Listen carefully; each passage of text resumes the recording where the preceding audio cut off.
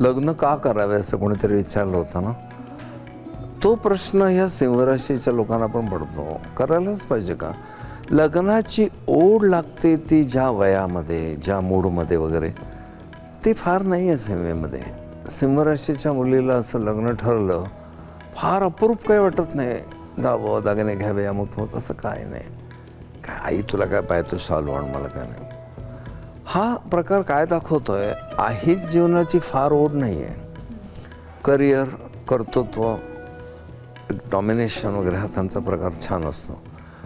पण अगदीच म्हटलं तर सिंहेला धनु मेष चांगले जातात. मीन, कर्क, कुंभ, मकर हे तर नाहीच जाणार.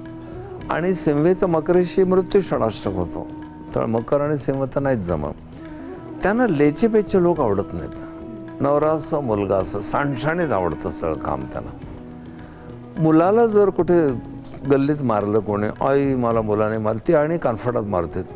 तू मार खाऊन माझ्याकडे काय येतोस, जा कोण आहे ते बघ, त्यांना बघून घे, असं पहिल्यापासून मुलाला घडवते. कर्कवाले काय म्हणते, बाळ माझा जाऊ दे, हां नको जाऊ परत गल्लीत खेळायला.